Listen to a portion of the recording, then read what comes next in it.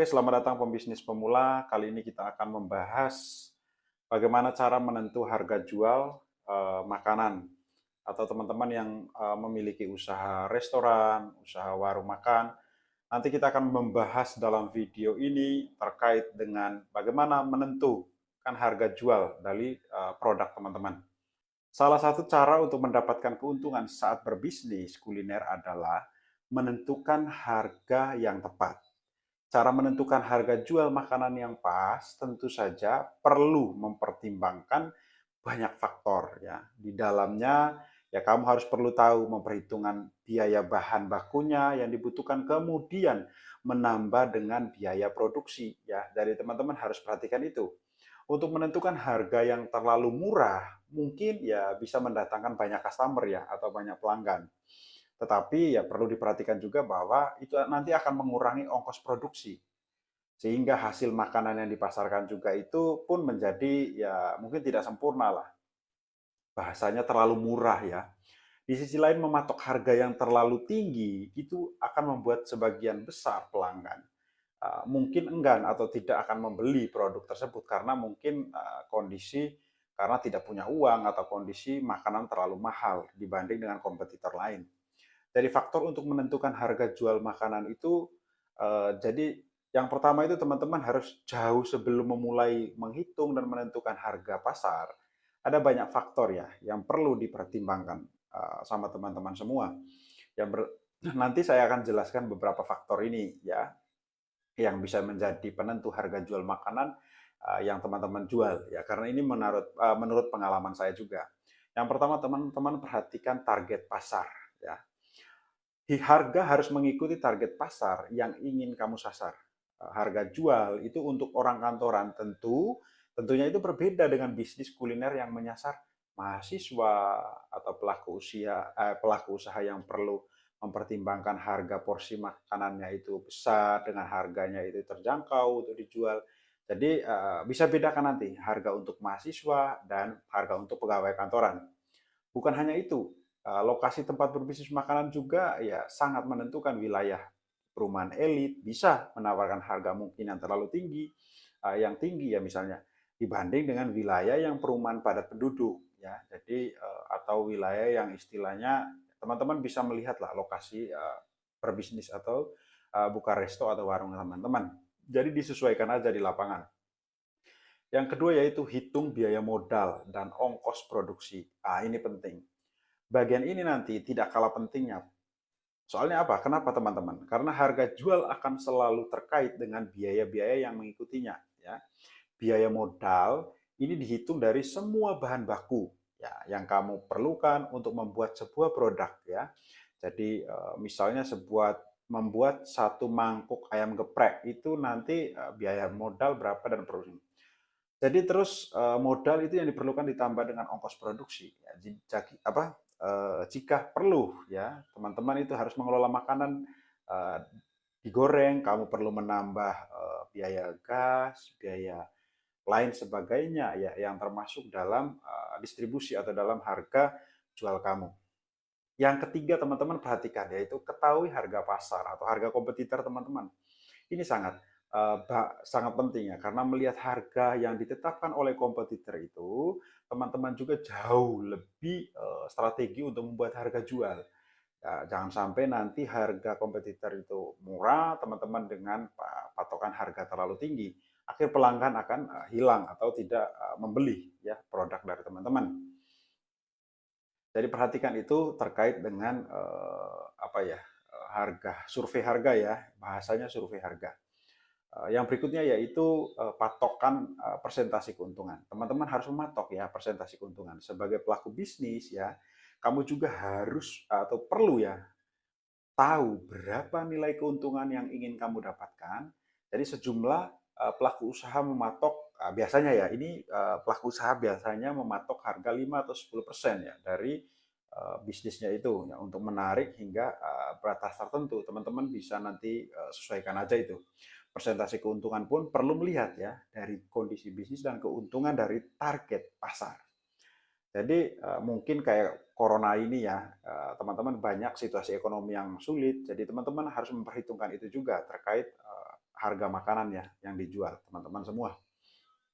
Yang berikut yaitu berikan value tambahan. Teman-teman penting, kenapa value atau nilai tambahan dalam bisnis makanan juga itu bisa sangat berpengaruh terhadap apa ya, harga. Tempat kuliner yang menawarkan kenyamanan biasanya punya harga yang lebih tinggi ya. Sebut saja contoh di kafe ya, ya dilengkapi dengan fasilitas contoh seperti wifi, colokan listrik atau toilet yang bersih, itu akan harganya mesti dipatokan harga lebih tinggi.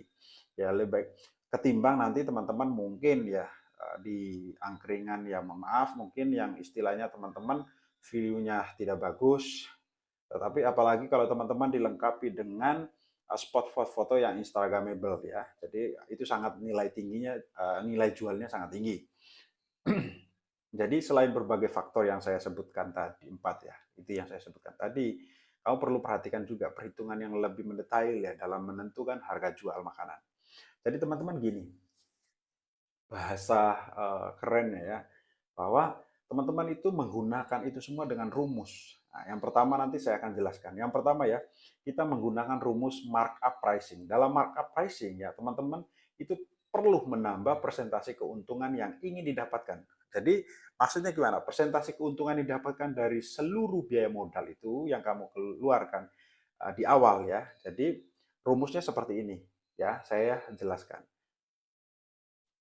Harga jual sama dengan biaya bahan baku modal tambah biaya bahan baku modal kali markup. Misalnya, contoh, kamu ingin menjual minuman kopi ya dengan modal 10.000. Persentase keuntungan yang ingin kamu capai adalah 20%. Jadi kamu perlu membandrol kopi susu dengan harga sebagai berikut ya.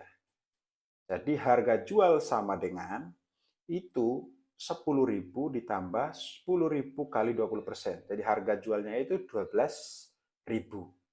Yang berikutnya yaitu kita menentukan dengan cara margin pricing ya. Metode margin pricing ini membuat kamu perlu menentukan dulu harga jual yang ingin dipatok. Setelah itu baru menghitung harga margin yang kamu dapatkan. Harga ini bisa dinilai apakah sudah sesuai dengan target pasar atau belum. Jadi teman-teman nanti cara hitungnya seperti apa? Oke, rumus margin pricing-nya seperti ini ya. Jadi margin itu sama dengan harga jual dikurang dengan harga modal dibagi harga jual. Misalnya, kamu ingin menjual ayam geprek nih dengan modal 10.000, lalu harga jual yang kamu tetapkan adalah 20.000. Jadi berikut harga margin yang teman-teman harus dapatkan. Jadi rumusnya seperti ini. Margin sama dengan 20.000 dikurangi 10.000 modal tadi dibagi 20.000 harga jual. Marginnya totalnya 50%. Jadi selanjutnya ada teman-teman harus mengecek target pasar dan kompetitor yang memasarkan produk serupa. Ya teman-teman harus menganalisis juga margin yang ditetapkan itu sama nggak dengan kompetitor lain. Perlu, itu penting sekali. Seperti yang saya jelaskan di awal tadi ya, teman-teman harus selalu survei terkait dengan kompetitor teman-teman. Yang berikutnya yaitu bundling. Jadi bundling itu merupakan memasarkan lebih dari satu produk dalam satu harga.